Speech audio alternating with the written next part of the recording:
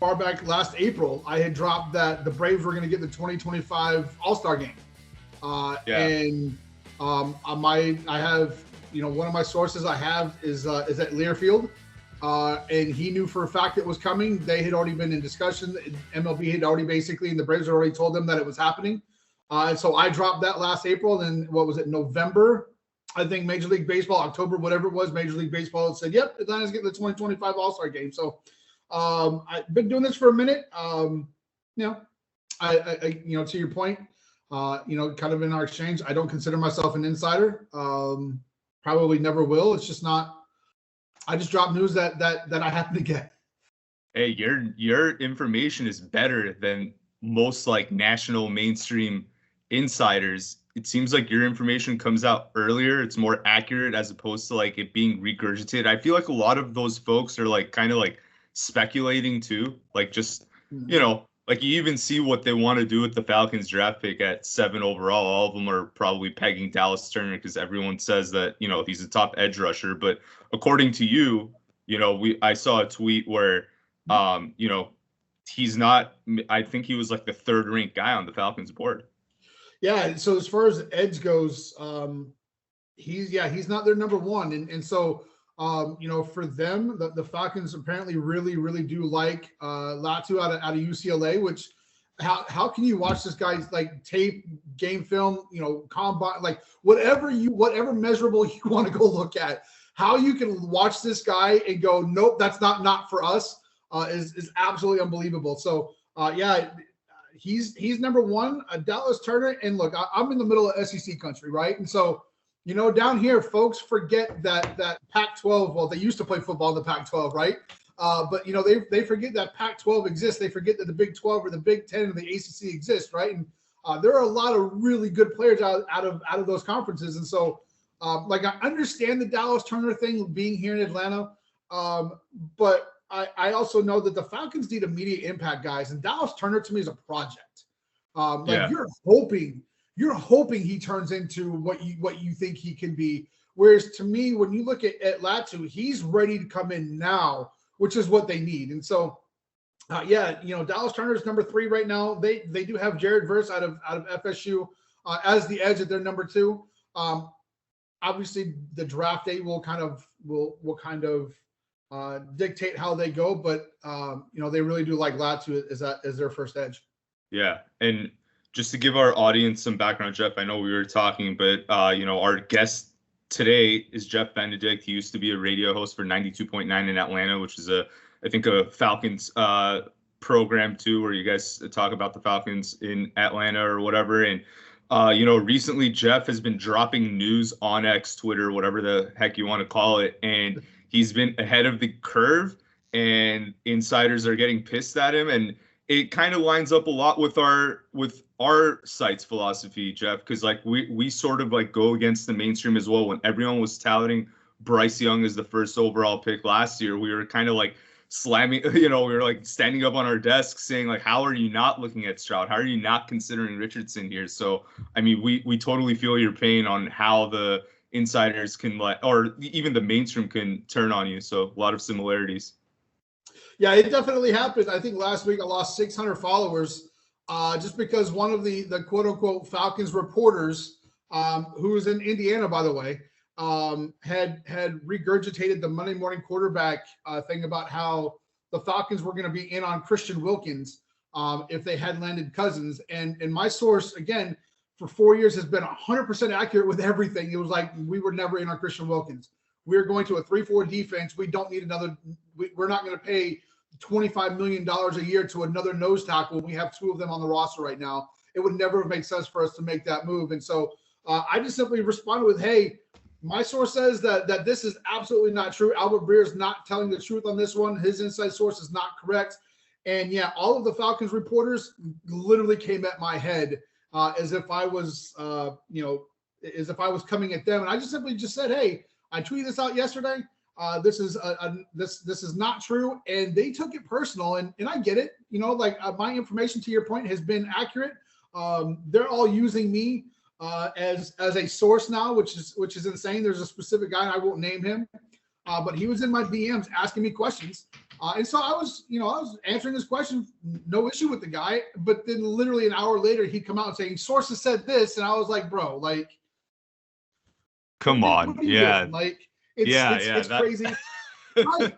That's the game. That's the game, Jeff. You're whether you like it or not. I know you don't want to call yourself an insider, but you're in the mix. You're good at what you're doing too. So like you're getting attention. And the thing is, all of these things can be bet on. So I feel like you're getting a lot more attention because there are probably people in Vegas, these betting syndicates that are probably scraping your tweets, seeing like, oh, look at Jeff with all the news coming in accurate before the media. And one of the things that one of the things we were talking about earlier is how Latu is like highly regarded amongst the Falcons. You could probably bet on Atlanta selecting him and get pretty good odds on that. Yeah, and that's something that I don't even for me, just coming from a sports media background, right? Having spent such a long time in radio, in all aspects of it, producer, reporter, on-air host, all of those things. I don't really, and I taught it for a long time as well on the college level, right? And so I don't ever really think about the gambling aspect, but that's why the NFL is where it is, right? NFL, the whole fantasy aspect, the gambling aspect, they were really the first league to kind of embrace all of that. And so, that is an aspect that I obviously don't give thought of because I don't do a whole lot of it. I have a very addictive personality, so I try to stay away from things that I could be addicted to. I'm with you, man. Well, I'll be remiss if I don't ask you this. I see your Clemson hat on too. Before we dive into Falcons news, I want to just get your thoughts on Trevor Lawrence. I mean, he was a consensus MVP favorite before the season started, or I guess an out of the box MVP pick by the mainstream, and now he's sort of falling off the radar. How do you feel about him? Look, I think I would be disingenuous if I said I wasn't disappointed in how his career has kind of gone, right? Like we've seen the ebbs and flows of his early NFL career. Does he have all the tools to be a Peyton Manning and those? Absolutely, right? Like you can't look at him and say, no, this guy sucks, because he doesn't. Did I expect more success from him? I did. Is there still an opportunity? Of course, this is going to be year 4 or 5 for him. So, I mean, this isn't year 15, or year 10, 11, where we're going, where's this guy been? I think he came out the box, unfortunately, as the number 1 pick, and got put into a situation in Jacksonville where Urban Meyer just was an absolute train wreck. And I think anybody who pays attention to football on any level knew that was never going to work. Urban Meyer's ego is far too big to be successful in the NFL level, right? Because you look at the NFL coaches that are successful, they may have some sort of ego because that's just the nature of them, but they're not egocentric, right? And that's Urban Meyer's egocentric. So he came into a situation where it was not going to work out well. And then you saw him have success in that second year, getting a playoff win, looking terrible in that first half, but looking like the Trevor Lawrence we kind of expected in that second half win of that playoff game. And then last year, I just absolutely, I don't want to say upset. That's probably the wrong word. Disappointed, right? I'm not mad. I'm disappointed of how last year went for him, right? Because there was a lot of expectations, and he didn't hit the mark. I mean, we were expecting him to take a big leap last year. And, to be honest with you, our site has kind of been against him from the start, not really considering him as what the top prospects that we've sort of ranked out coming out of college, Burrow, Stroud, these are the ones that we really honed in on.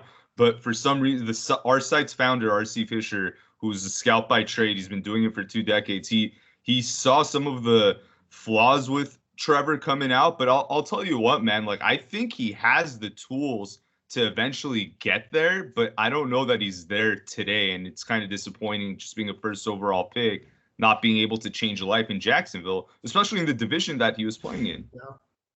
Yeah. I think, I may lose my Clemson diploma for saying this, right? But I think unfortunately playing at Clemson probably hurt his development.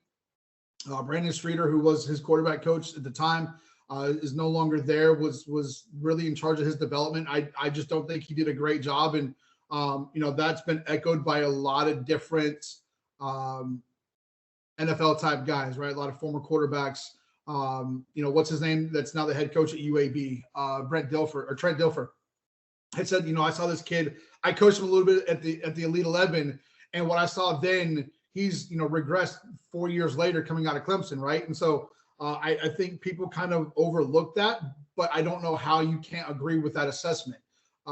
He did not develop the way that you would have liked to have seen when you compare him to like a Joe Burrow or CJ Stroud or some of those guys who developed in their time in college and really came out different on the other end than they went in, and where Trevor may not have regressed, but he didn't develop, right? And so when you can go into a college program as a quarterback and essentially stay the same for 3 years, that's a problem. And so I will say my Clemson Tigers are great at developing defensive linemen. You look across the league right now, arguably 3 of the top 11 or 12 defensive linemen are from Clemson, right? You look at Grady Jarrett, you look at Christian Wilkins, and you look at Sexy Dexter Lawrence up there with the Giants. 3 of the top 11, 12 defensive linemen in the league, and you can say we do that right, but quarterback, whether you're talking to Deshaun Watson or Trevor Lawrence, I think both those guys, did themselves a disservice by coming to Clemson, and I'm grateful I got 2 national titles out of it, but from their personal development, I think we did both those guys a disservice. We were talking about this earlier, right? You reported a lot of the signings and the moves that the Falcons made ahead of time, and one of the ones you even refuted was the interest in Christian Wilkins, which I didn't disclose this in the beginning, but I'm actually a Falcons fan myself. That's sort of like how I found out about you, even though I work for FF Metrics. And when I saw that Christian Wilkins article, I was like, hey, we have Onyemata. We had, we had Jarrett last year. Obviously, he got injured, and Calais Campbell's out there too. Why would we give that much money to Wilkins? So even though, even going back to last year, I think I saw a tweet where, like, the morning of the draft, you had a feeling, or you got a tip that we were gonna take Bijan at 8, right? So how do you handle the pushback from the media when you're coming in right? They're obviously not looking so great when you refute them. Like, how do you handle all that controversy going back and forth with them? So even going back to last year, I had actually tweeted out 3 weeks before the draft that the Falcons had completely removed Jalen Carter off their draft board. Even if he was available, they were not touching him. And it really, I think the feeling here in Atlanta was that it had to do with what happened at UGA with the reckless driving and the death of the teammate. For them, that was a piece of it, but it was more so during his interviews at the Combine. This dude talked about how he took plays off at UGA and didn't give 100%. And if you're the Falcons, you're trying to build a winning culture and you're trying to get back to a Super Bowl. How do you do that, right? And you can't do that with guys who are like, no, I'm going to change. I promise. I'm going to change. I'm going to be different. And so for them, it was just one of those things where they were like, nope, not doing it, not touching it. And so there was a little bit of pushback, especially since a lot of UGA fans follow me.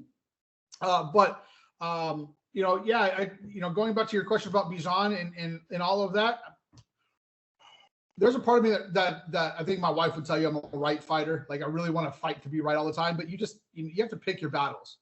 At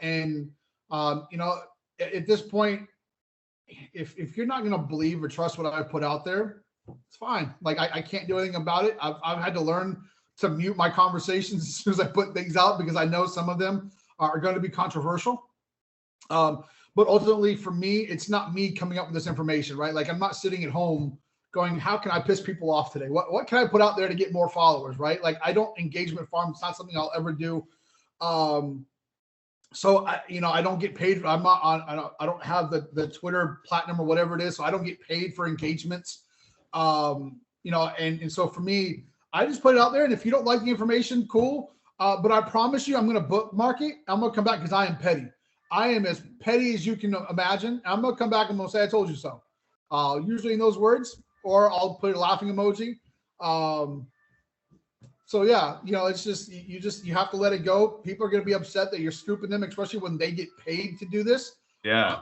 Because I happen to know somebody who happens to have the information. Right. So, other than that, if you get mad, be better at your job, make better connections.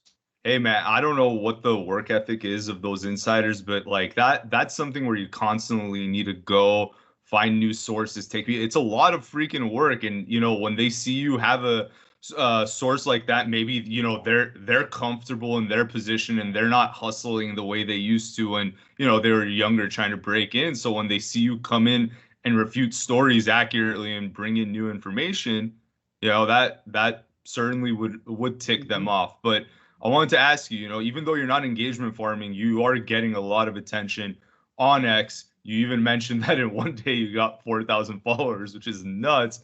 Let me ask you this. What do you think your biggest scoop to date was?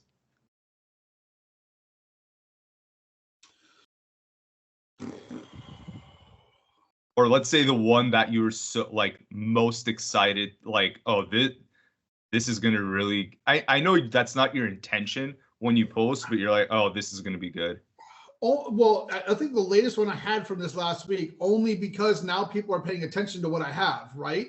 I would go back and I would say equally, I would say the Kyle Pitts news, me letting people know, that London was going to be the pick a couple of years ago. Nobody had the Falcons taking him.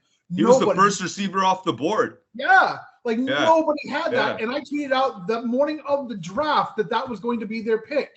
And people were still, even local media, again, the Falcons flagship had somebody else, national had, I tweeted out that morning of the draft, this is going to be their pick. And again, I only had a couple hundred followers at the time. So people who followed me were like, oh, damn, we're not seeing that anywhere. So all of that said, I think the biggest one probably had to be what I said this week between, Justin Fields and Arthur Smith, right? And only because now I have, 4,000 people really isn't a lot if we're being honest, right? I don't know how Adam Schefter does this with 2 million, right? I couldn't imagine that nonsense. Yeah. But only because of the follower count that I have now, it had to be the Justin Fields, Arthur Smith stuff. And I DM'd you right after that saying it's hilarious that they're freaking in the same QB room. I mean, in the same offense now in Pittsburgh. So, but speaking of Arthur Smith, in your opinion, what went wrong in the Arthur Smith era? And if he didn't have a full-blown meltdown against the Saints, let's just say the last week of the season, they still lost. They played a close game, and he didn't, go after Dennis Allen, which, I get his side too, victory formation, and they're going for the touchdown. I get why he's frustrated, but you're representing the organization. That, if anything, the players should have been more pissed. If I'm the owner, I'm like, why aren't my players doing what you just did? You shouldn't be the one doing it. So what went wrong here? What went wrong with Arthur Smith? Arthur Smith went wrong with Arthur Smith, right? I think his ego, we talked about egos, right? And you see a lot of first-time head coaches make this mistake. They want to be so perfect. Excuse me. They want to have so much success. And there's a lot of pressure that comes with that job too, right? Typically you don't take over an organization because they're doing well, right? Very rarely do head coaches retire after winning a Super Bowl and you bring in a new coach and we're good to go. You saw that in Tampa, after their Super Bowl. But by and large, typically when you take over a franchise, you're taking it over because things did not go right with the former head coach in the locker room and things like that. And so I think Arthur Smith being so young pressed, and you could see the stress getting to him very, very early, right? Snapping at the media, snapping at the fans, people questioning, hey, why did you go out and take a guy like Pitts and a guy like Bijan and they're not playing? Right? Why is a guy like Pitts, who is a matchup problem on every spot on the field, why is he blocking? Why you have tight end number 2 throw to tight end number 3, right? Why are we doing this, right? And those were the things. And if you questioned him, he was acting like Bill Belichick without the 7 rings, right? You can't do that. You can't act like that when you've won 7 games each of your years in a spot. And so Arthur Smith to me was wrong with Arthur Smith, and Arthur Blank loved him. I think the front office liked him. I think the players were fine with him. The fans did not like him, and I think that was very relevant. I very rarely do Falcons fans agree on any one thing. They all agreed that they hated Arthur Smith, and so that's, and not that Arthur Blank gives a crap what fans think, but I think that meltdown was just the final straw. My source had said going into that last game, he was really torn. I mean, there was a part of him that wanted to keep Arthur Smith here and give him one more season. But then there's the other side of, is that season going to change? Is if we keep him here, are we going to change anything, right? And so I think that meltdown kind of tipped the scales, and so they made the change, and it's. I think it's going to work out for the better. I think they made the right decision, even though, and again, that was a scoop I put out this week too, where and it wasn't even new. Like I had tweeted this live about the coaching search. Like, again, this was 4 or 5 weeks old. I tweeted this as it went out and as it happened. And we can go into that later if you want to. But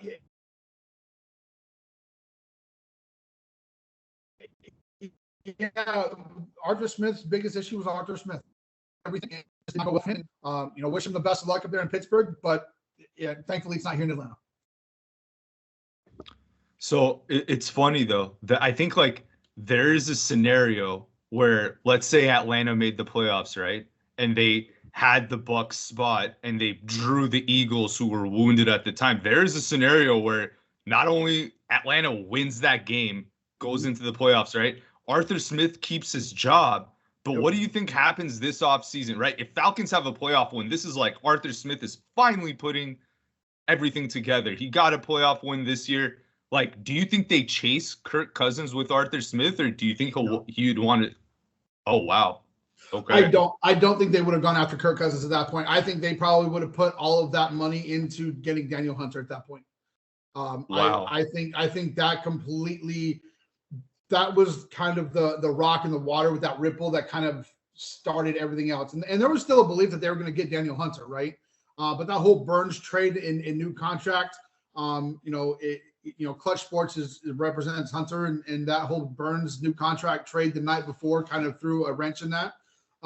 As the Falcons really thought they were still going to sign Daniel Hunter. And I kind of the week before all of that happened, I knew Daniel Hunter was going to be a big target for them. And I actually – and I was told not to say anything verbatim, but I went back on X and it's still up there. I put a GIF out there of the Looney Tunes Hunter, creeping through the woods, and just a very, very very simple GIF that people probably put no thought into. But I knew that Daniel Hunter was going to be a guy that they were at that point. They thought they were going to be able to get him. So.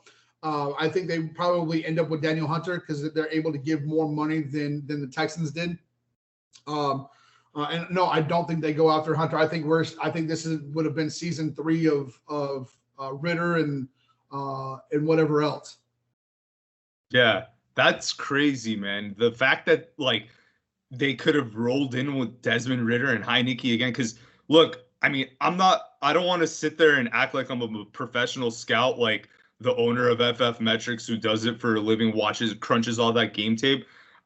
But those 4 games of Ritter in 2022, for someone like me that is relatively inexperienced in scouting people, like that was enough for me, man. Like he showed no juice. Like I was shocked that, we're going to give him a shot in 2023. And the fact that it could have even gone into 2024, that's mind blowing. And I was happy that Atlanta at least got something of value for him. I was shocked that Cardinals gave up more for him. It's crazy. When the trade details came out and it was more than just a dozen hot Krispy Kremes, I was actually shocked. You get a guy who's I can't say he's never going to take another snap in the NFL, but he won't take another meaningful snap in the NFL. I think even if Kyler Murray gets hurt in Arizona, I still think they probably go and try to make a trade for somebody else, right? Or they try to entice some retired quarterback like Matt Ryan to come back out for another season or so. I just don't know how you look at Desmond Ritter and say, and this is not a shot at Desmond Ritter, right? Like his fans or his family will probably take it personal. It's not a shot at him, but not everybody's an NFL quarterback, right? Not everybody has the juice to be an NFL quarterback, and at this point, you've seen a dozen games from him. And I don't know that what have you seen from him in a dozen starts that you go, yep, that guy's got potential to be a really good starting NFL quarterback. Yeah, I mean, and that's the thing, like despite all of that, Atlanta was in a lot of games with terrible, terrible quarterback play. I think even if you put Matt Ryan today, I mean, last year behind that line with those offensive weapons, I think they would have made playoffs easily. Like there were one score games that they easily botched. That I'm happy that sort of like the offense is ready to go, and that's what makes sense for Kirk Cousins. You know, bringing him on, he's probably going to make Drake London realize his potential. We're going to probably see Kyle Pitts finally be used the correct way, I hope, and not as like a blocking tight end. But, you know, remains to be seen. If you're Zach Robinson and you're coming in, like, how do you not look at this offense and just like you're just salivating, right? Like you're just dripping, waiting to put packages out there for Drake London, Kyle Pitts, Bijan Robinson. Like, you've got three of the best young playmakers in the NFL, all of them under the age of 25. Like, how are you not just salivating, ready for week one to kick off here and put your Ferrari to work? And so, I don't understand how you draft those guys if you're Arthur Smith as an offensive coordinator, right? Like, this dude did not come up on the defensive side of the ball. This was an offensive coordinator who resurrected Tannehill's career. That dude was dead on arrival when he got to Tennessee. The only thing people knew about him was he couldn't win games and his wife was hot. That's all anybody ever knew about Tannehill when he got to Tennessee.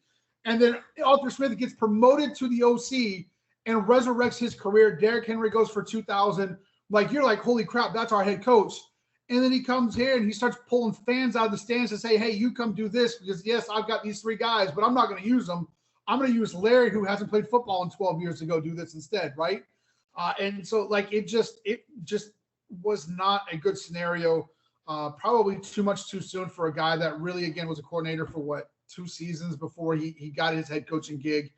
Probably needs a little bit more experience in that. And I'm sure he'll get another opportunity at some point. Hopefully he learns from his mistakes here and realizes that it's okay to delegate and let other people actually do a job that you hire them to do, and to use the talent that you've been able to draft. I mean, who around the NFL wouldn't want Drake London, Kyle Pitts, and Bijan Robinson as their three main playmakers on offense? I mean, look, Zach Robinson, he's not an idiot.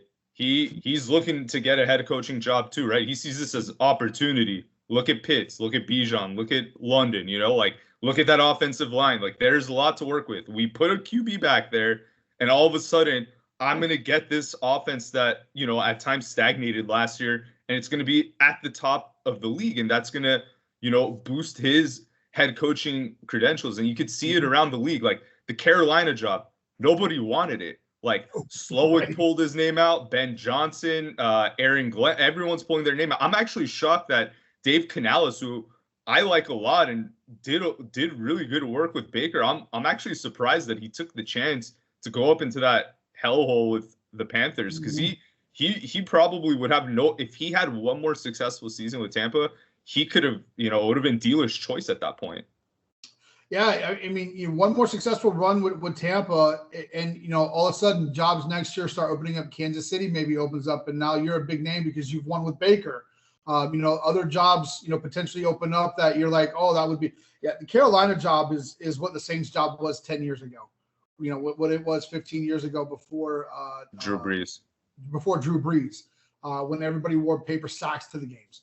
The Carolina job. I mean, Tepper has just done a terrible job as an owner of that franchise. And, I feel bad for Bryce Young. I mean, I think he's talented, but that's a no-win situation there. You can't win when you have, a Canadian League offensive line and nobody around to help you out. And so I don't know that I would ever be desperate enough to take a job like that. But you look and you understand why Slowick and Johnson and those guys took their names out and said, no, we're good as coordinators, here with the Texans and with the Lions and, everywhere else that other guys have stayed and turned down that job. Yeah. I think everyone's eyeing that Kansas City job. I don't know how many years Reed has left, but I mean, that one, will set you up and potentially put you down as one of the best coaches of all time if you don't screw things up, right? Yeah, 100%.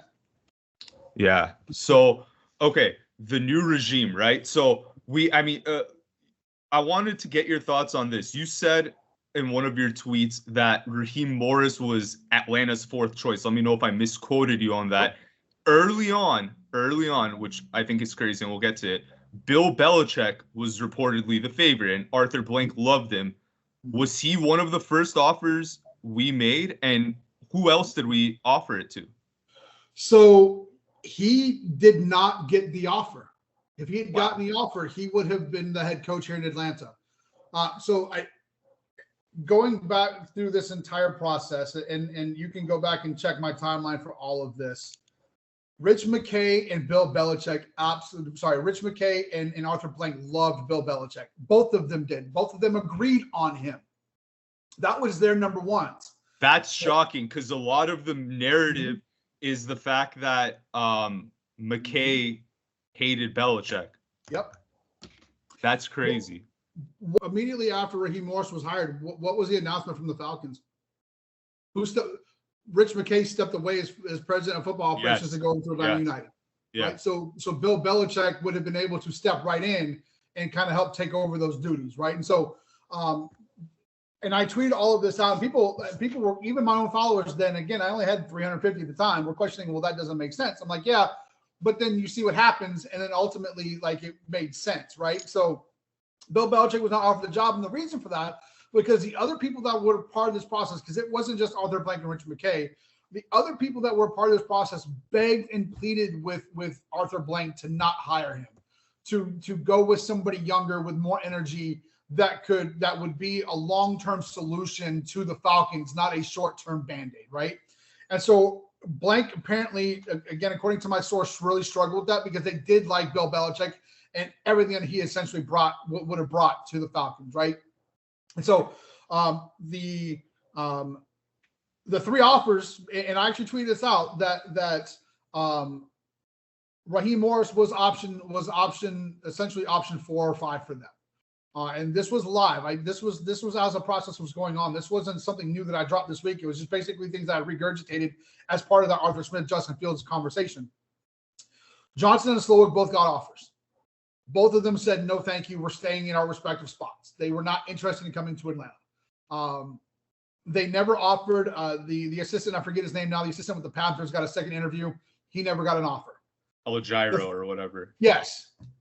The third offer, which people don't understand or realize, went to Mike Vrabel. Wow. He turned it down? He turned it down. And the reason he turned it down was his offensive coordinator. He was telling teams his offensive coordinator was going to be Arthur Smith. And Atlanta was like, not going to work. Right? So that he turned it down because they basically told him you can't bring Arthur Smith back. Jeff, there's a lot I'm processing here. So in a crazy go ahead, good.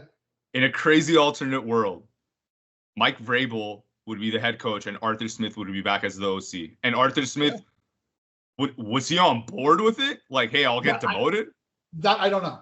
I don't know. What I do know is Mike Vrabel turned down the job. And my only assumption for that could be that the Falcons told him you couldn't bring Arthur Smith in as your offensive coordinator. Oh my God, that is freaking. That's great, man. That's awesome. And I like Braves a lot, but I honestly like Ra too. I think Ra he gets a bad rap because he obviously had his first stint with Tampa where he was a young coach. 32. Yeah, 32. And I think what was it? Josh Freeman was the QB at that time. Yep. Like he didn't really get dealt a great hand with the organization, with the team, whatever, right? Then he goes to Washington, links up with Kyle, links up with what do you call it? Sean McVay, all those offensive mind. He's on the defensive side of the ball, but he starts working with them. And I even think he might have had an offensive post one of those seasons with the Redskins. He definitely worked. Coach.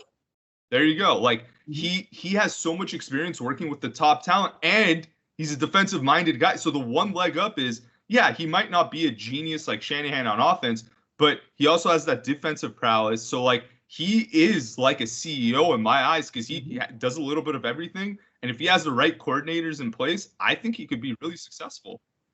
100%. Again, people want to use his head coaching, pass against him. He was 32, 33, 34 those years in Tampa. At 32, who the hell is ready to run an NFL team? I don't know any guys, and there have been many that have had the opportunity as young head coaches in the NFL. McVay's the only one that's had any sort of success. You look at the other guys who took over their early 30s, all of them were fired within 3 or 4 years, didn't have success. Lane Kiffin is another one that comes to mind, right? Early, success in college, takes over the Raiders and gets fired because he just was a complete idiot. And then, Raheem Morris takes over an 0-5 team here in Atlanta, goes 4-7 the rest of the way out. I mean, that's pretty damn good to me, especially the team that he had. So I think he gets a bad rap. I think he's won 2 Super Bowls, one as an offensive analyst, but one as a defensive coordinator, right? And so to me, you have a head coach who understands both sides of the ball, has coached on both sides of the ball, understands now in his mid-40s what his strengths and his weaknesses are, and is willing to hire. And I think he's gone out and hired guys who fill those gaps for him, right? And so I think he's the right guy. I think he's a home run hire, even if it is by complete accident. Sometimes those are the guys that work out best for you. I tweeted out on X during this was live that they really did like him. But he really was like kind of a fail-safe option because they knew he would take the job. And I think they're going to end up getting a slam dunk out of this by complete accident. Yeah, that's insane to me, man. I can't believe that all 3 of those guys are off. I didn't think Raw was there for maybe like second to Belichick, but that's insane. That's awesome stuff, man. Listen, we're talking about Rich McKay and the crazy news that I'm still wrapping my head around that he actually supported Belichick. Because a lot of dude, if you go online, a lot of it is McKay and Belichick being pinned up against each other.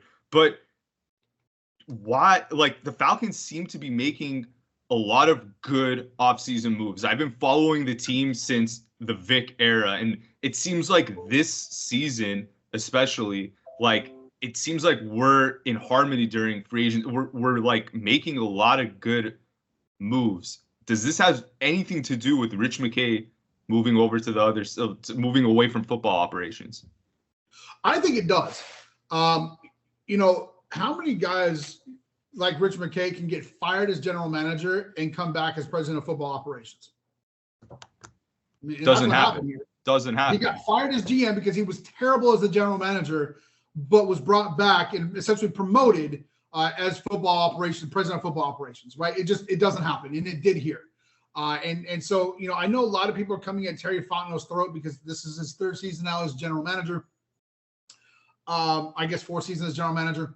For me, this is year 1. This is going to be the first year where, to me, he's going to have complete control over what happens with this. And so, to me, it's no coincidence that we are seeing what we've seen so far this offseason.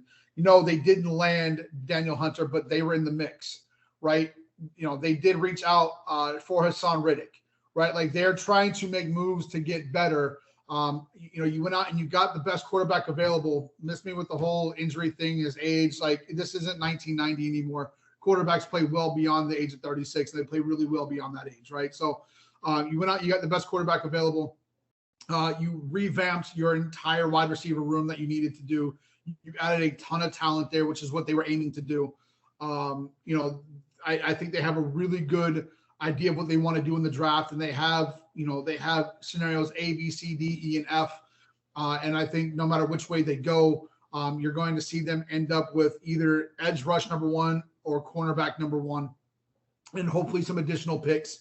It sucks that you're being thrown into this Kirk Cousins thing with the whole tampering issue. They're probably honestly going to get docked a pick or 2 because the NFL just doesn't care about why somebody was contacting somebody else. Context does not matter to Roger Goodell in the NFL. It never has, never will. Let's go there, Jeff. Florio came after the Falcons hard, and I thought some of it was him being a little salty of the Vikings losing Cousins because he's a 100%. Vikings fan. But do you expect it to be a day 1 or day 2 pick that the Falcons get docked for the tampering issue? I think they end up when you look across the board, it's not going to be a day one. Falcons are not going to lose a first round pick over this. This was not as egregious as the whole Miami, Tom Brady on a yacht thing. Kirk Cousins literally reached out to the trainer to set up his rehab schedule, right? Like that to me, what's the issue here? He's going, he has a torn, is it Achilles or ACL, whatever it was. Achilles. Yeah, he was setting up his rehab schedule with the Falcons training staff, right? So again, to me, context matters. It doesn't to the NFL. I would suspect that if they do lose picks, it'll be a third and a fifth or a third and a sixth in separate drafts, which sucks. I would prefer for them to kind of get to that now. That way the Falcons lose a third this year where they have the extra one instead of losing a third next year where they don't have that extra one. Right. And it would be the Falcons pick. It would not be the pick that they got for Jacksonville. Yeah. They would lose their own pick. They wouldn't lose the pick that they traded for, unfortunately. But yeah, I would be shocked if it was a round one or round two, because it's just not, to me, the whole thing is not egregious. It's not illegal for players to talk. It's not illegal for players to recruit. Mike Florio to me is just a drama queen, who just like he engagement forms on everything, right? Like it's all about engagement to him. And he wants to be as dramatic as possible because we love dramatic, right? We, as whether you're an NFL fan or not, we love drama, which is why the Real Housewives of whatever has been on the air for 20 years now, because we love drama. And so Mike Florio knows that. He knows the algorithm. He knows how to get clicks. And so I really, honestly, I don't read him. I try not to pay attention to anything he says because to me, it's all dramatized. Ultimately, it was Kirk Cousins reaching out to the training staff a day early because he is going through such a major recovery right now as he tries to get ready for his, 14th or 15th NFL season. Insane. Yeah, I'm totally on the same page as you with Florio, but I want you to be the GM here, Jeff. If you have the 8th overall pick, say you can't trade it, who's your guy? Who are you taking off the board? Oh, I'm taking Latu out of UCLA. If I can't trade that pick, I'm taking Latu. The only exception to that is if Drake May falls to 8, I'm taking Drake May, and he's going to sit behind Kirk Cousins for 2 years and learn. So is Drake? I wanted to ask you this too. Just looking at the QB class, yep. Drake May's your guy. He has been my number one in this class since he was a freshman at UNC. What I was going to say is the big thing around him is he had a great 2022, and a lot of people are throwing shade at his last season. But despite all that, you think he's the number one guy this year?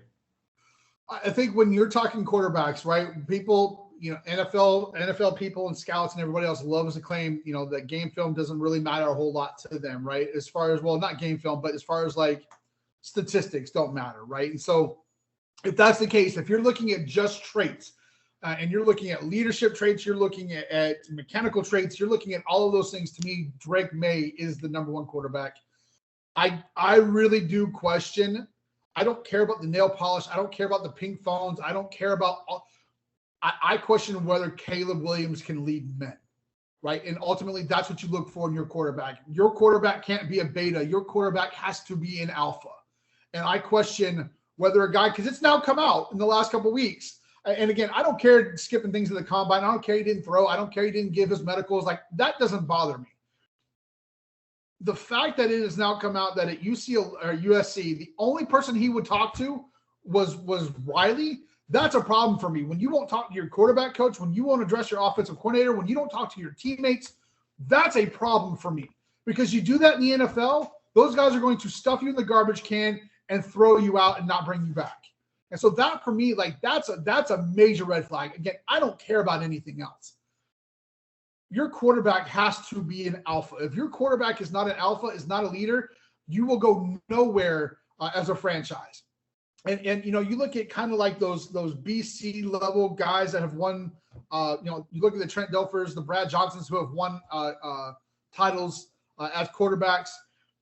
They may not have been the main alpha, but they were still alphas, right? Like Ray Lewis on those teams was the main alpha. Warren Sapp was the alpha. But Brad Johnson was still an alpha. Trent Dilfer is still an alpha. I question whether and this may be, too misogynistic for some people, which is fine. But you have your quarterback has to be a leader. They have to be somebody that when the game is on the line in the fourth quarter and overtime against the 49ers, you look at that quarterback, you know he's going to lead you to a title like Patrick Mahomes did 2.5 months ago. Exactly. I don't think that's misogynistic at all, man. Like, the QB is the commander in chief. Like, he has to, hold people accountable, this, that, and the third. Like, that to me is the desirable qualities of a quarterback. And being in LA, watching SC, seeing Caleb Williams, I agree with you, man. I don't think that this is a surefire number one pick. And a lot of people, they've been ranking the top draft prospects, I think, of the past decade, and they have Williams and Trevor up there in the top 5. I'm like, Williams isn't. I mean, I have my qualms with Trevor. I don't want to go there, but Williams doesn't even belong in this it's just crazy how much hype's around him being the Trojans quarterback. Yeah, I said to somebody the other day, because I've gotten a lot of flack, because for me, if I'm drafting a quarterback, my philosophy is probably very different from everybody else. I will never, if I was an NFL GM, and I've said many times, I'd be a terrible GM. But if I'm the general manager of an NFL team, I will never take a quarterback before the end of the third round. Because for me, I don't care how talented somebody is. One, quarterback is the biggest bust position of all time. How many misses do we see repeatedly year after year after class, right? We miss and misdiagnose quarterbacks time and time and time again. I mean, even going back to Patrick Mahomes' class, Trubisky was the number one pick. Deshaun Watson, again, my guy,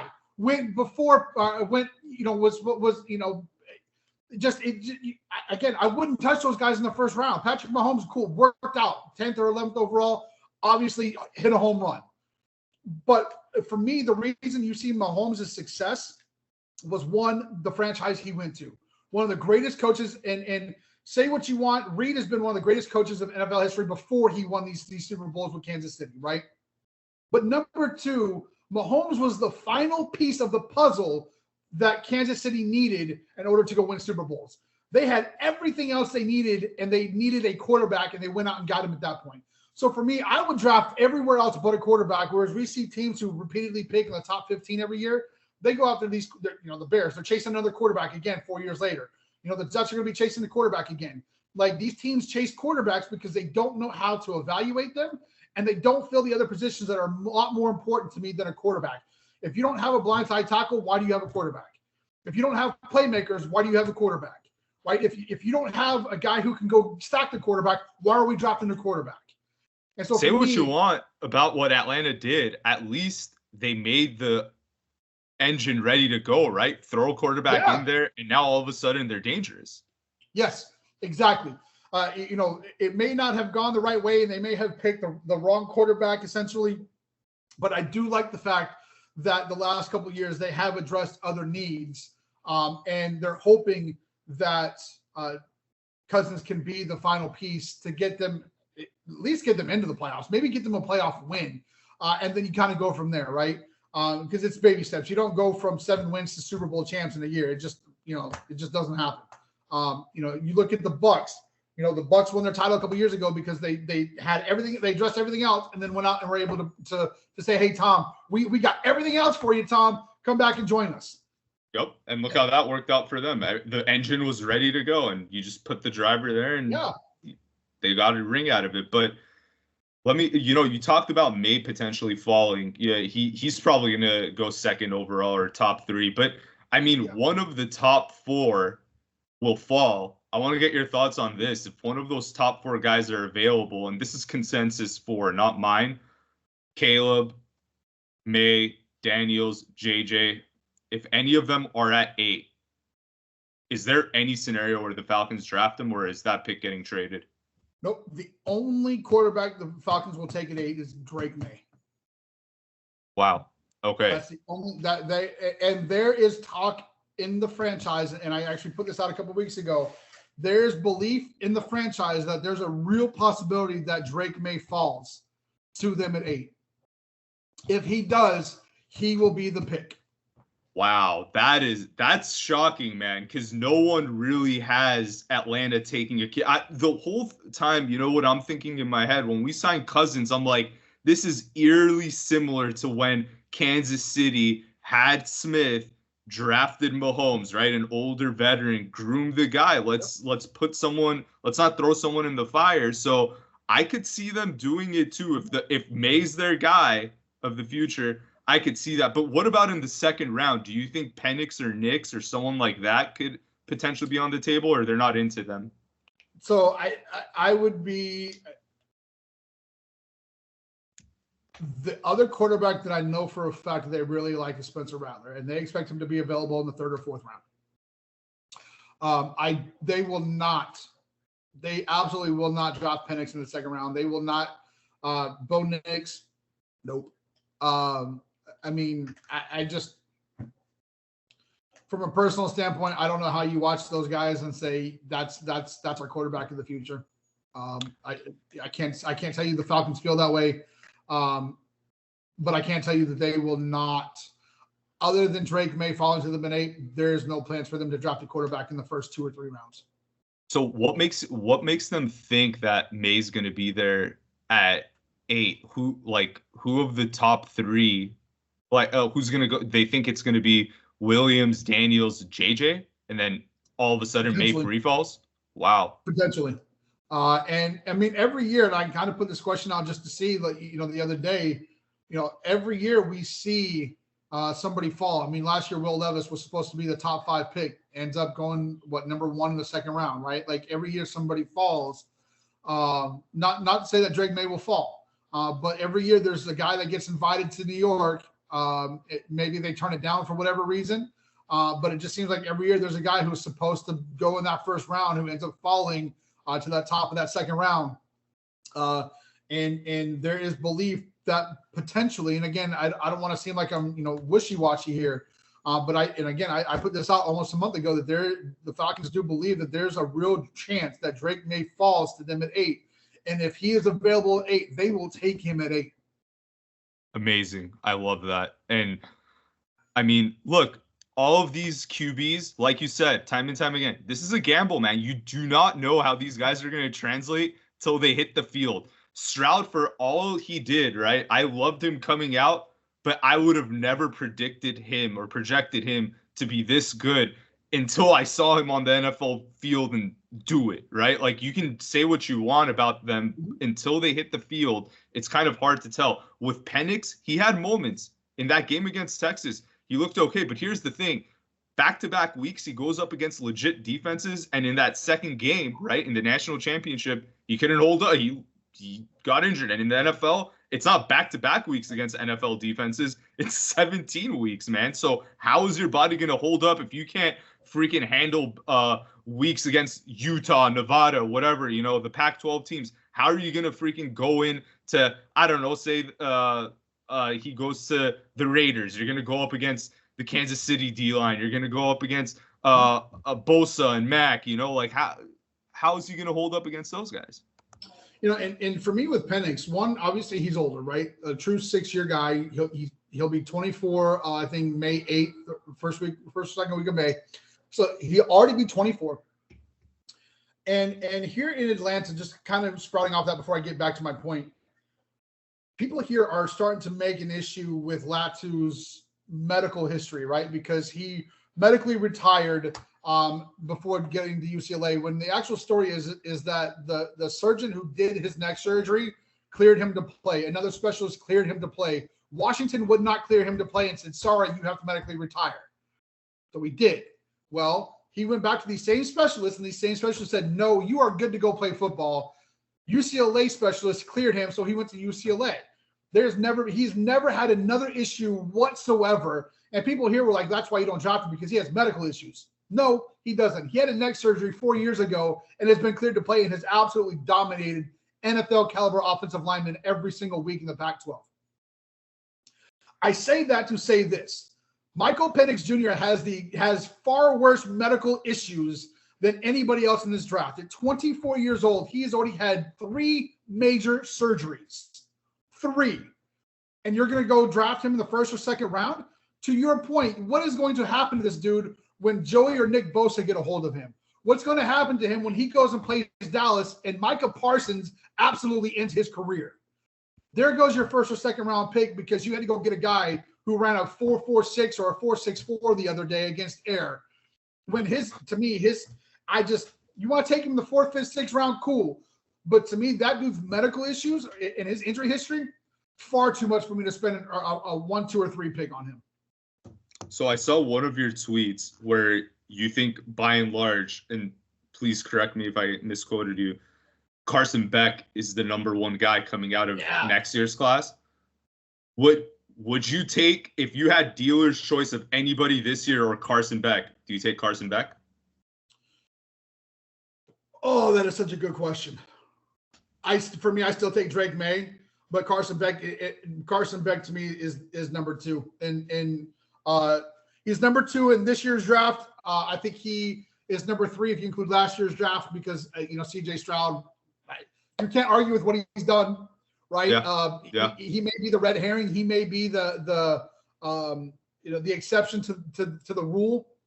But to me, Carson Beck, because he's such a nerd, right? And I don't mean that disrespectfully, but when you look at Carson Beck, when he doesn't have his helmet on, he just looks like a nerd, right? And people they want their quarterbacks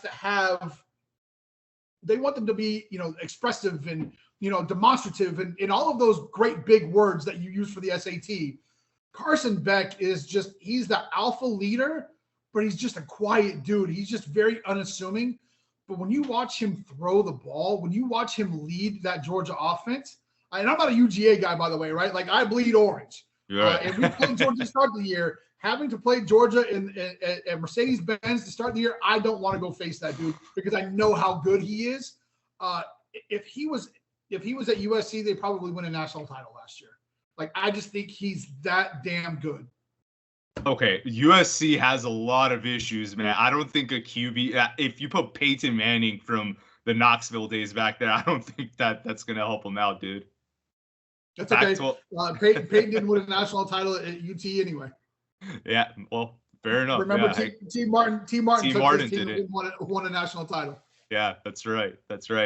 I just think Carson Beck to me makes every team that much better. And if he was playing anywhere else but Georgia, he doesn't get the benefit of the doubt at Georgia, right? Because they are so stacked everywhere that he does not get the respect that he deserves. If he was anywhere else, he would have been in New York last year. And let me tell you this, like the fact that like Tua, Mac Jones, Bryce Young, you're seeing all of these QBs from these schools that are really good starting to kind of, I don't want to say Tua flop, but he's not where he probably should be or where he was projected to be. So I think that hurts someone like Carson Beck. Oh, 100%. Absolutely 100%. I just, that dude's got, he's got the prototypical size at 6'5". He's got the arm. He's got he knows how to read defenses. To me, he is so far ahead that I just, he's QB1 next year. I don't care about what Ayers in Texas and all of the other guys. To me, I'll take Carson Beck over all of them. In the last 3 drafts, he's quarterback number 3. Excuse me, good Lord, he's quarterback number 3, behind Stroud May. But next year's quarterback class is probably better than this one.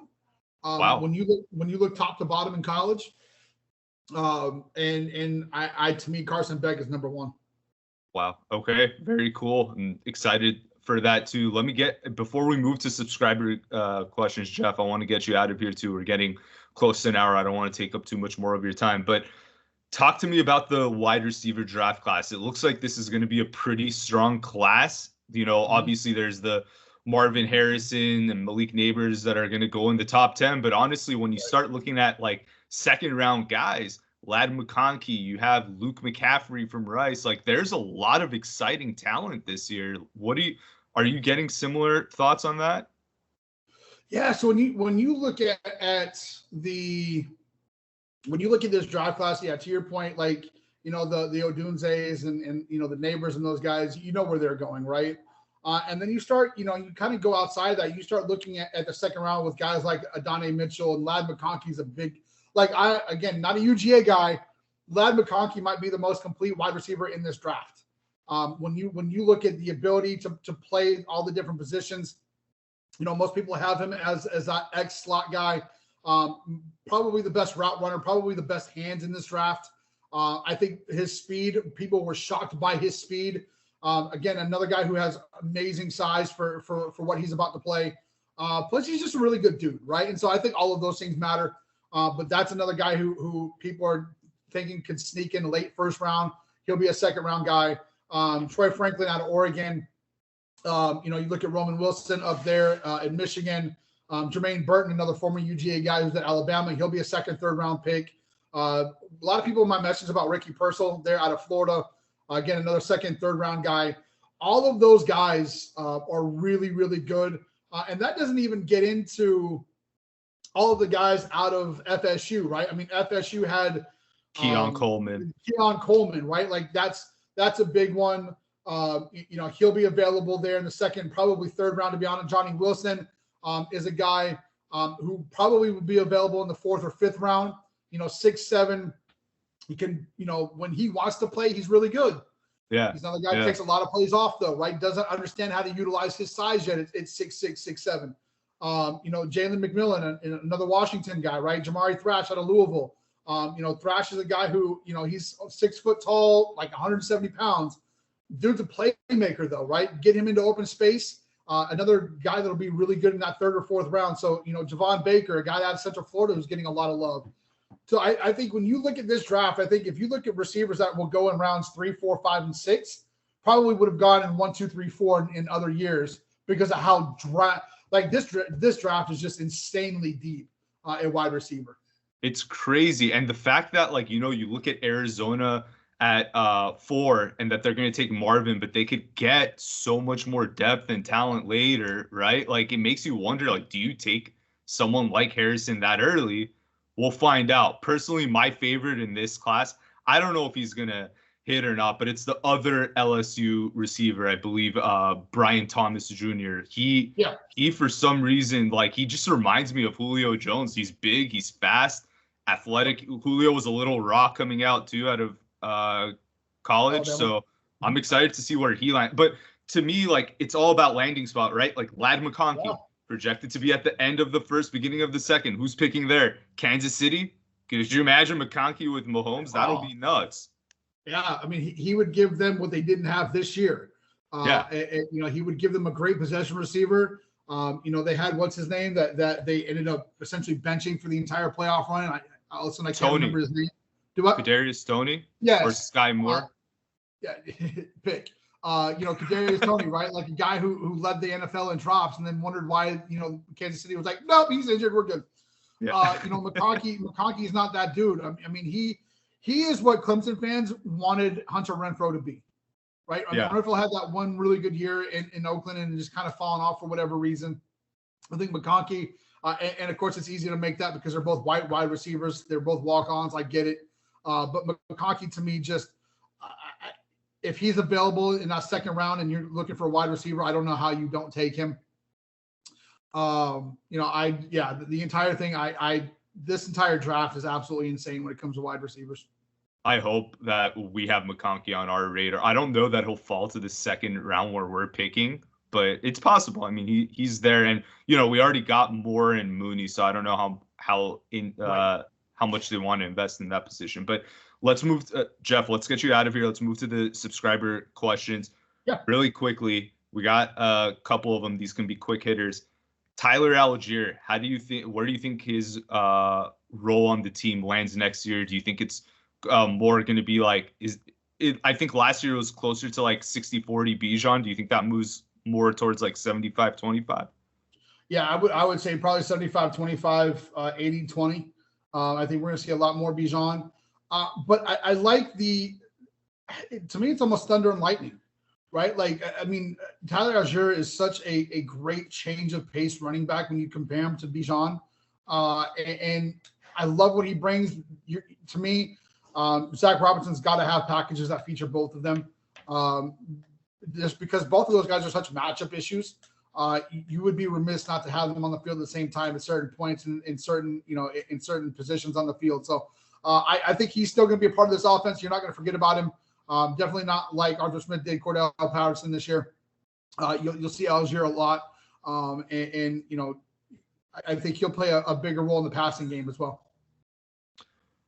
If Turner goes 7, there was a lot of, I think one of your tweets was they want to trade, if the top 3 defenders they have on their board are available, ideally Atlanta wants to trade back. But if Turner goes 7 overall, which is, I can't imagine that happening with the Titans needing O-line, but crazier things have happened. Do they take Latu right there at 8? Yeah. So if any one of those 3 defensive, those edge guys are off the board by the time they get to 8, they're not going to trade back. They will take whichever one is available. If Latu's gone early, then they will take Turner or Verse. If one of those 2 guys are gone, then they will take whichever one is available at 8. They will not trade back at that point. But if all 3 of them are on the board, expect the Falcons to trade back. Is there any shot? Because right now, if you take Latu to be the first defensive player off the board, it's pretty nice odds on FanDuel. It's like plus 3,500. Is there any way that Latu, they just take Latu at 8, they don't find the right trade and they go like, you know what, we don't want to risk it? Or do you think that's too far-fetched? No, I think if they can't get the right trade in the moment, meaning, they don't want to fall too far back, right? And so I think the Vikings at 11 makes sense because the Vikings need to add some pieces. I think, you're looking at if they can't trade, I think between that 10 and 14 spot, pick up additional draft capital, I think they would stay at 8 and pick. I don't think they want to fall outside that top 14. Okay. And now, Atlanta's new regime obviously didn't draft Drake London, and they went after Mooney. Is Drake London the undisputed one of the team, or is it more of a 1A, 1B situation with Mooney and London? No, London is the one. The only way that you would see London as the one is if the Falcons surprised everybody and went up there and got like a Neighbors or an Odunze or, a Harrison Jr. Because at that point, you're not dropping those guys that high for them to be a 2, right? Like, that's just not going to happen. And again, I'm not saying that's going to happen, but I'm just saying, like, London is the one, right? Like, there's no dispute that London is the one. And I think he's got the potential, and I think he's got the talent to be a 1. So yeah, I don't see a scenario in which he's not the one. Troy Anderson and Nate Landman. Just curious on like who's starting next year, how you thought that they looked last year. What are your thoughts on both of them?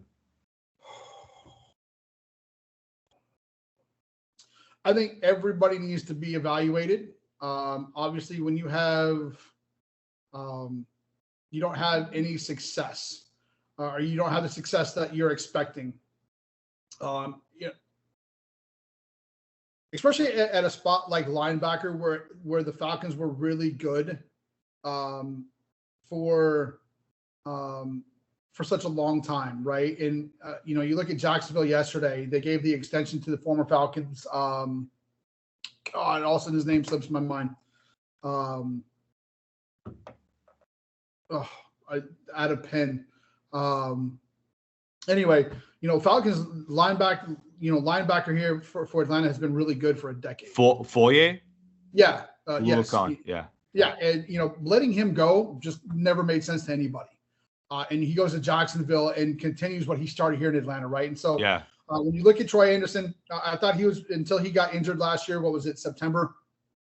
I thought he played really well. I think linebacker is a spot where I think the Falcons are pretty happy with everything. Defense I thought was great last year. I don't see any issues. I know that I think we need another safety. Obviously, we need corners. I just don't see a whole lot of moves over there. You look at Nate Landman, Caden Ellis, like those guys will be in the mix. But also, like, let's remember though that they're moving now to a 3-4, and so that's going to change kind of how this team looks and all of those things. I think if Anderson is healthy, I think he will be the starter. I thought he played well until that injury there in late September. I'm shocked that they have not brought back what's his name out of LSU? Deion Jones? Bud Dupree. Oh, Dupree. Yeah, I'm shocked that they have not re-signed Bud Dupree. I thought he was really good last year for them as well.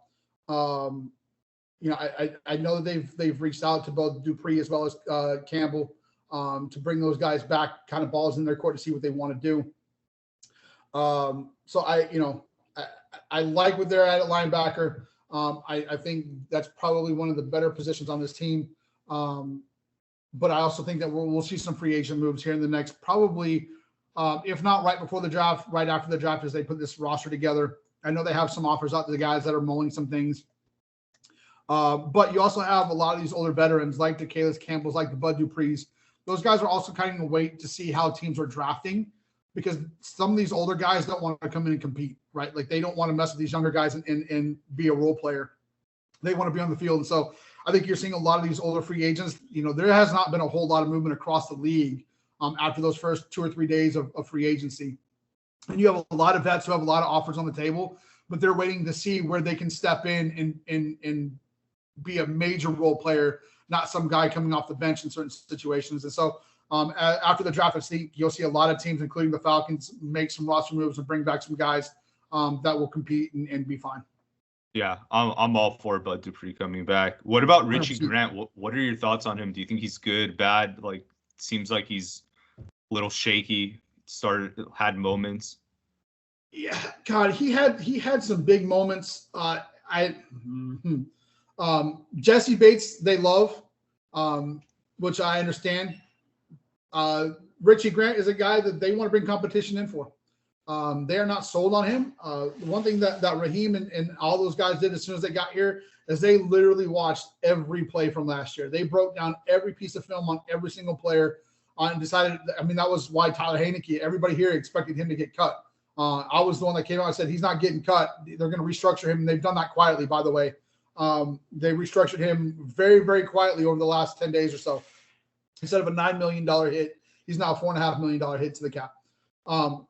Bates, they love. Richie Grant, not so much. They want to bring in guys to compete with Grant. Now, if he ends up winning the job out of the competition, then so be it. But Richie Grant, they really, they're not in love with him. That's a guy that they do want to bring in competition for. I just kind of jokingly did a mock draft yesterday for the first time in my life. I've literally never done a mock draft. And I had them taking 2 safeties.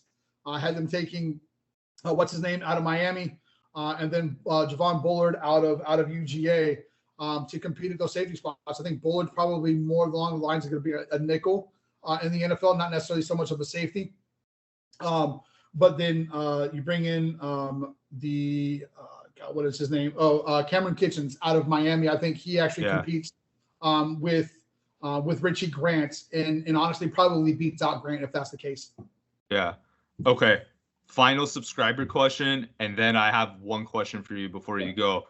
Kirk Cousins, he seems to be very corporate, right? Getting all these contracts, guaranteed deals, lots of money.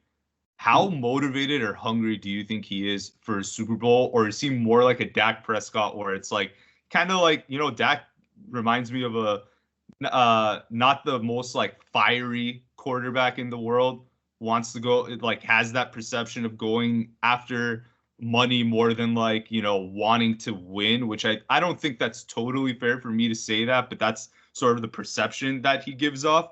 Do you think Kirk Cousins falls into that category, or do you think that this guy going into his wife's home state, right? Like that's where his wife is from. Do you think that this guy's like, this is my shot, this is probably my last chance to win a Super Bowl? No, I think, to quote these young kids, right? He secured the bag, right? Like that was secured a long time ago. And so I think he wants to win. I think he looked around and said, who gives me the best opportunity to win right now of the teams that are reaching out? Because the Falcons and the Vikings weren't the only 2 teams that wanted Kirk Cousins. Like we all know that. He looked around and said, which team gives me which opportunity, can I take that gives me the best chance to win? And we've seen fiery outbursts from Kirk Cousins over the years, right? Like we've seen him have those moments. And so I think he's a fiery guy. I think he wants to win. And I think he views Atlanta as a potential opportunity, maybe not right away, but over the course of that contract, I think sometime in the next 4 years, he thinks that this team with the vision that was laid out to him, can be a team to win the Super Bowl. Yeah, absolutely. So I think this is a good segue to my final question. What's your prediction on the outcome of the Falcons 2024 season? Best case scenario, I think they go 13-4. Worst case, I think they're 11-6. Wow. Okay. So really we're making playoffs. Yeah. Worst case scenario. Okay. I think they run away with the division. I don't think I would be shocked if they go 4-2, 5-1 in the division this year. I just don't see how they don't. This division is absolute trash. Baker going back to Tampa doesn't matter to me. No Canales. Saints are trash. We all know the Panthers probably the worst team in professional football. Hell, they might be the worst team in college football. So for me, this Falcons team, again, no worse than 4-2, 5-1 in the division. Not that wins you the division, right? Because we've seen teams go undefeated in the division and not make the playoffs, because that's just not how it works in the NFL. But I would be shocked if this team was anything other than 11-6. Their sweet spot probably 12-5, so somewhere in between the two. But I think they have the potential to win to the division. Yes, 100%. Where do you project them going? Is it Super Bowl, conference championship? Like, where's their exit? I think they, if everything stays in, right? Like if they stay healthy and all of those things, like none of that, I think they get to the NFC Championship game. Wow. Okay. I love it. I mean, look, they haven't been relevant since, it's funny. 2018, I feel like Matt Ryan had a really good year statistically, even probably better than his MVP season in 16. Yep, but since then, 2019 and onward, like they have not been relevant since then. I mean, in 18, I don't know how I forgot how close they were to the playoffs, but I know they didn't make it. But like that was the last season where I had hope as a fan. Oh, agreed. The 2017 they came off losing in the division round to the Eagles, as Matt Ryan threw that jump ball to Julio, and you kind of felt like, okay, this was a down year. Cool, you're gonna rebuild. 2018, everybody's still here, and then that was the first year where I felt like, holy crap, this thing is gonna go down very, very quickly. When 2018 did not go well.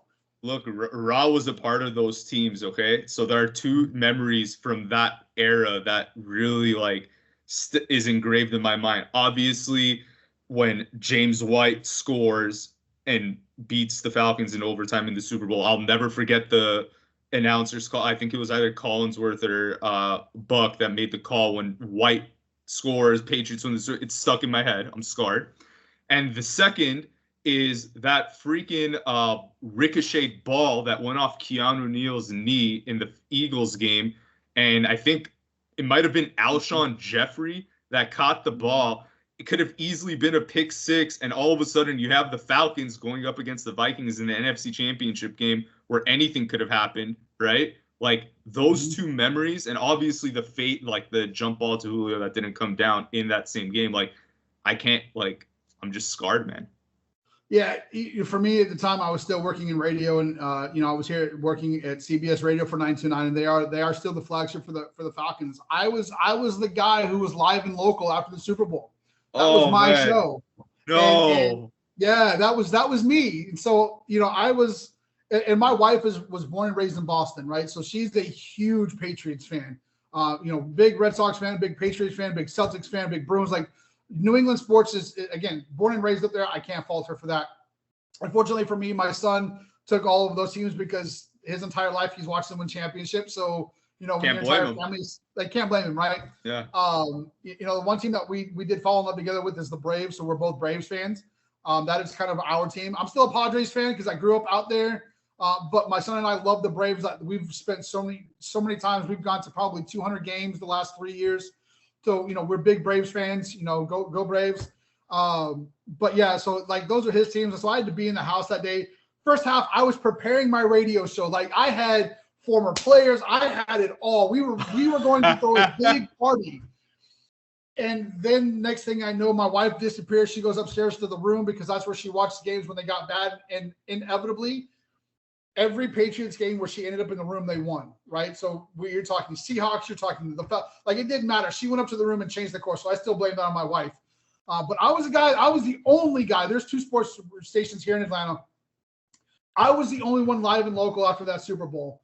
I took phone calls for 4.5 hours from grown adults crying, screaming, and yelling.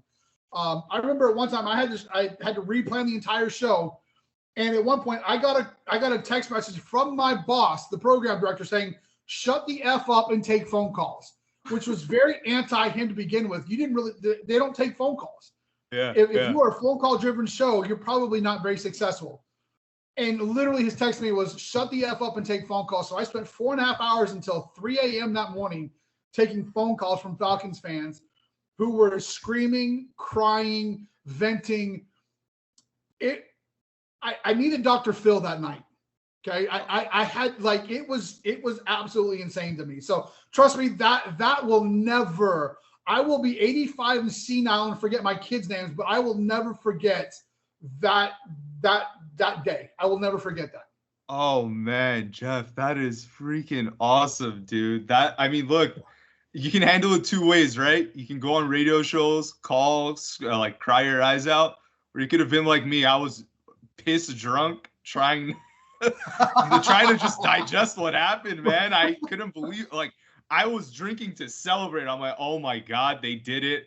I suffered through the Joey Harrington years. Matt Ryan's finally putting it all together from his first pass being a touchdown, just seeing him fall against the Niners and have those years where, like, he struggled a little bit. I was so happy for him. But I'll tell you one thing, man. The one thing about that team that ticked me off, all right, that I think could have changed the outcome, potentially having this locker room guy. How did we let Roddy White go, man? Like, he was such a great, like, he was one of my favorite Falcons. Like, if he was just in that locker room, even as like not playing as a receiver, just like, just on the sideline, like as a morale guy or something, like I feel like that guy would have done something there. And like, why? I don't know why they got rid of him, right? He was beefing with Shanahan, right? Yeah, Kyle Shanahan did not want him on the roster anymore. That's why they got rid of him. He probably still had another good 2 or 3 years in him. And Kyle Shanahan did not like him because Roddy White, he wanted the football. He wanted to be a part of the offense. Yeah. And you can make the argument, if you go back and look, during his time in the NFL, Roddy White was a top 4 wide receiver. Oh, yeah. Roddy was incredible. Yeah. He's overshadowed by the fact that Julio Jones is a generate. I mean, look, Roddy White, I'm not going to say generational, but he was so good. And honestly, like, watching Falcons since the Vic era, he's my favorite guy. Die hard, like, he's Falcons to the core. He was still good. Like you said, he had 3 years left in him, but he didn't have the heart to go to another team. The Titans gave him an offer and he wouldn't do it. He can't put on another uniform. That's a true Falcon. And you know what, man? Like, a part of me is, I know this sucks to say, but like, I'm kind of like, I don't want to say I'm happy we didn't win without him, but like, I wanted him to win that ring with us, like, it didn't feel right. 100%. Yeah. I mean, he to me, he was the Sterling Sharp of the NFL of his time, right? Like, Sterling Sharp never got any love because he was always overshadowed by Jerry Rice and injuries and everything else. And Roddy White never got the love because he was true to Atlanta, didn't want to put on, to your point, didn't want to wear another uniform. But he was so damn good through the garbage quarterbacks here in Atlanta before they finally got to Matt Ryan. And then those two just absolutely lit it up. And, even after they signed Tony Gonzalez, he didn't mind falling back to being third, right? Like, he didn't mind being that third option. He was a team guy. And for Kyle Shanahan to essentially say it's either me or him, it always rubbed me the wrong way. Yeah, that was messed up, man. Because I get Roddy White, like, he's an alpha guy, like, he's an alpha, man. Like, he wants the ball, and maybe he wasn't digesting the fact that, like, I'm at this late stage of my career, and maybe I should be the third look or something. Like, I get that too, and him beefing with Kyle, but yeah, make it work, man. Like, find something out, because like, he was the ultimate, like, locker room guy. I loved him. But Jeff, you were amazing. I'm so sorry for going over. I know we said 60 Oh, you're minutes. good. Dude, I had so many good. fumbles in this. I'm editing a lot of this stuff out, but Jeff had to suffer me just pausing the interview in the middle to go let my wife in the apartment. She locked herself out. And Jeff also suffered my internet just going out randomly, the two things. So he put up through a lot. He stayed extra. Follow him on Twitter, JMB_CU16 for all of the Falcon scoop. And like he has information way earlier than mainstream guys. So if you're like looking for an edge with betting or anything, and the mainstream guys, they're recognizing it too and hitting Jeff up. So definitely follow him. Jeff, good luck to your Tigers. I hope they beat the Tide today. And good luck to your son, man. That's awesome that he's playing college baseball. I hope he gets drafted by the Braves. That would be really cool. I appreciate that, Andrew. I appreciate you having me on. Anytime you want to talk, let me know. These are always fun to do. And don't worry about today, man. I literally haven't even thought twice about it. Shit happens.